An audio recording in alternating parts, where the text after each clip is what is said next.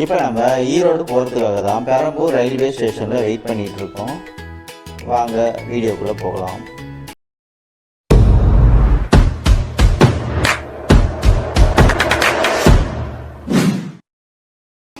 நமக்கான train central railway ஸ்டேஷன்லேருந்து தான் வந்துட்டு இருந்தது.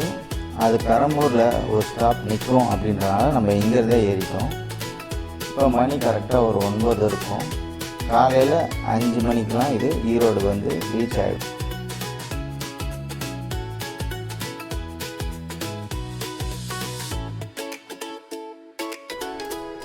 நைட் நம்ம நல்லா படுத்து தூங்கியாச்சு. காலையில் இப்போ மணி ஒரு 4:30 இருக்கும்.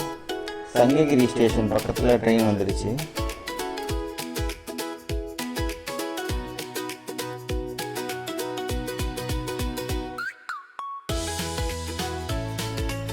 எல்லோரையும் எழுப்பிட்டு இப்போ ட்ரெயின் வந்து கீழே இறங்கிறதுக்கு ரெடி ஆயாச்சு. எல்லாம் அரை தூக்கத்துலேயே எழுந்திரிச்சு கிளம்பிட்டு இருந்தோம். நெக்ஸ்ட் ஸ்டாப் ஈரோடு தான். ட்ரெயின் வந்து ஈரோடு ரீச் பண்ணிடுச்சு. நம்ம இப்போ இறங்க போகிறோம். கரெக்டாக ஜங்ஷனுக்கு வரும்போது மணி 5:30லேருந்து 5:45 இருக்கும்.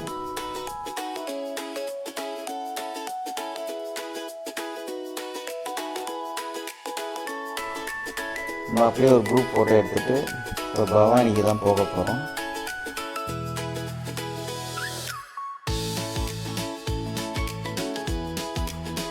ஈரோடு ஸ்டேஷன் ஆப்போசிட்லேயே நிறைய பஸ்ஸஸ் இருந்தது பவானிக்கு.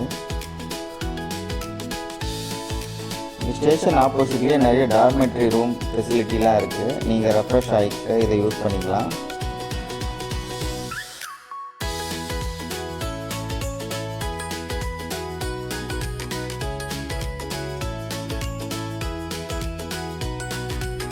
நம்ம கூட வந்த எல்லாருமே கிளம்பி ரெடி ஆகிறதுக்கு கொஞ்சம் டைம் ஆகிடுச்சு.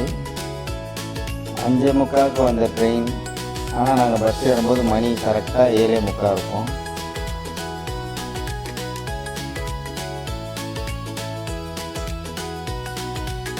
பஸ்ஸில் ஏறியாச்சு. இப்போ பவானி நோக்கி தான் நம்ம போயிட்டுருக்கோம்.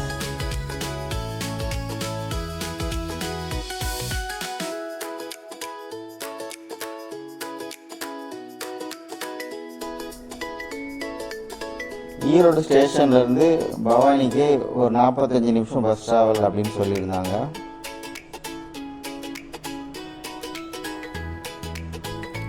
பஸ்ஸில் பெருசாக ரொம்ப கூட்டம் இல்லைங்க, காலியாக தான் இருந்தது.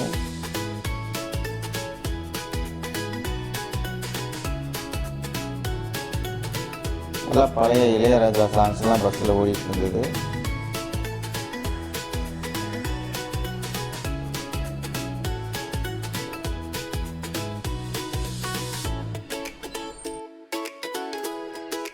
பஸ் ஏறி ஒரு 45-50 நிமிஷம் கழிச்சு கூடுதுறை பவானி ஸ்டாப்பில் வந்து நம்ம இறங்கியாச்சு.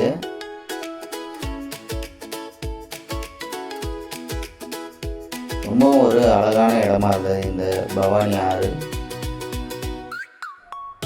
நம்ம பின்னாடி பைக்கில் வராரு, இவர் தாங்க மாப்பிள்ளை. இவர் கல்யாணத்துக்காக தான் நம்ம இங்கே வந்திருந்தோம். காலையில் அவரே நம்மளை பார்க்க வந்துட்டாரு. நாங்கள் கோயிலுக்கு போயிட்டு அவர் வீட்டுக்கு போகிறதான் பிளான். அவரை அனுப்பிச்சி வச்சாச்சு. இப்போ பவானி கோயிலுக்கு தான் வந்திருந்தோம். இங்கே நிறைய ஏதோ சடங்குலாம் பண்ணிகிட்டு இருந்தாங்க.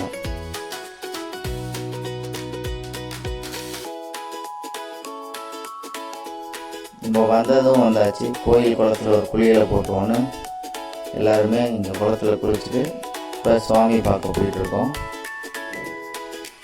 இன்றைக்கி ஞாயிற்றுக்கிழமைன்றனால கோயிலில் கூட்டம் கொஞ்சம் அதிகமாகவே இருந்தது.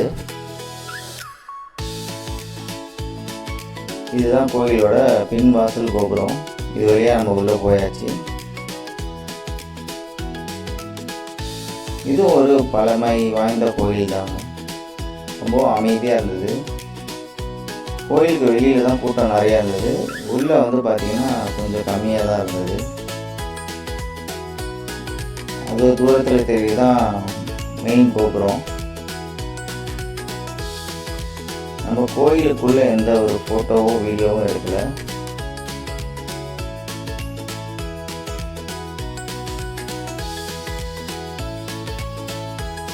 இங்கே நிறைய சிலைகள் வச்சுருந்தாங்க. 63 நாயன்மார்களோட சிலையும் இந்த ஸ்தலத்தில் இருந்தது.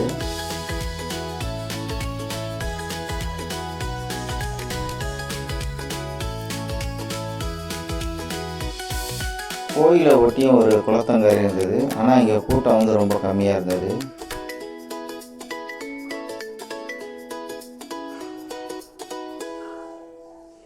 அதுவும் அந்த பிரிட்ஜ் வழியாக தான் நம்ம நடந்து வந்துட்டு இருந்தோம்னு நினைக்கிறேன்.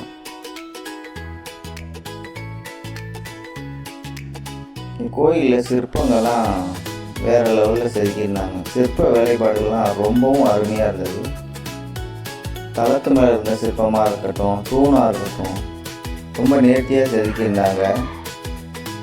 இந்த சிற்பங்களை பார்க்குறதுக்கே நமக்கு நேரம் பத்தலைன்னு சொல்லலாம். அவ்வளோ ஒரு நேர்த்தியான சிற்பங்கள் இங்கே இருந்தது.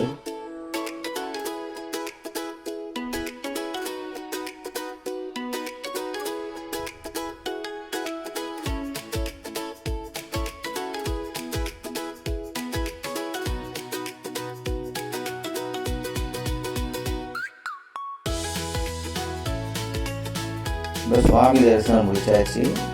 கோயிலுக்கு வெளியில் வந்துட்டோம்.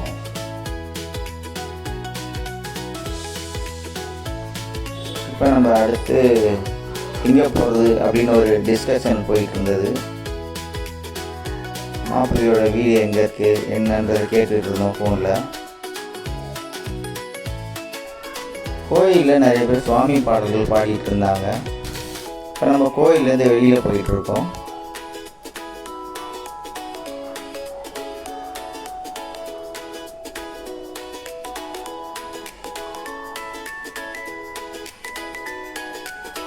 ஓரளவுக்கு ரொம்ப பெரிய கோயில்னே சொல்லலாம். இப்போ நம்ம கோயிலேருந்து வெளியில் வந்தாச்சு.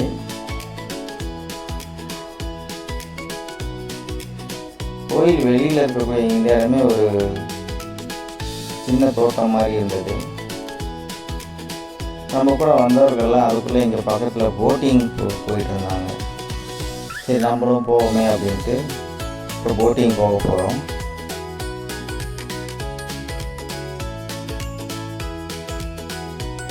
ஒரு போட்டுக்கு 300 ரூபா விதம் வாங்கியிருந்தாங்க. இதுவும் கொஞ்சம் த்ரில்லிங்கான ஒரு அனுபவமாக இருந்தது.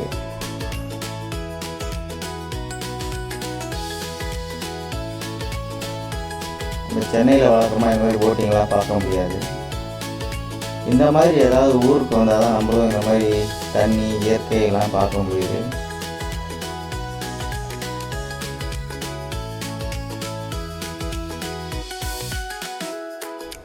இந்த தண்ணி வந்து ரொம்பவும் க்ளீனாகவே இருந்தது.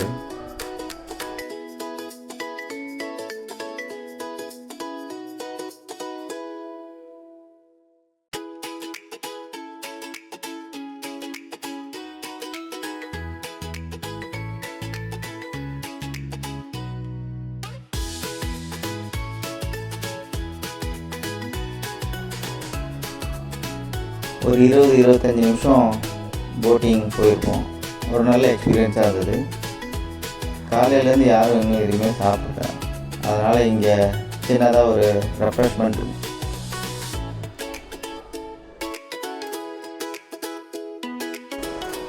இப்போ நம்ம அடுத்து கல்யாண மாப்பிள்ளையோட வீட்டை நோக்கி தான் போக போகிறோம். அது இங்கே பவானிலேருந்து ஒரு 2.5 கிலோமீட்டர்னு சொன்னாங்க. இப்போ நம்ம கூட வந்த சில பேர் ஆட்டோவில் ஏற்றி அனுப்பியாச்சு. நாங்கள்லாம் நடராஜா சர்வீஸில் போயிட்டுருக்கோம். வெயில் மண்டையை புழக்குது.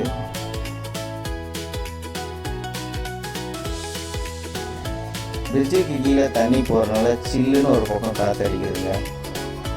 தலைக்கு மேலே வெயில் அடிக்கிறதுனால சும்மா சுல்லுன்னு வெயிலும் அடிக்குது. ரெண்டும் கலந்த மாதிரி ஒரு ஃபீலிங். ஆக்சுவலாக இப்போ இங்கேருந்து குமாரபாளையம் அதை நோக்கி தான் நாங்கள் போயிட்டுருக்கோம். ஒரு 20 நிமிஷம் நடந்திருக்கோங்க. இப்போ தான் குமாரபாளையம் வந்துட்டோம்.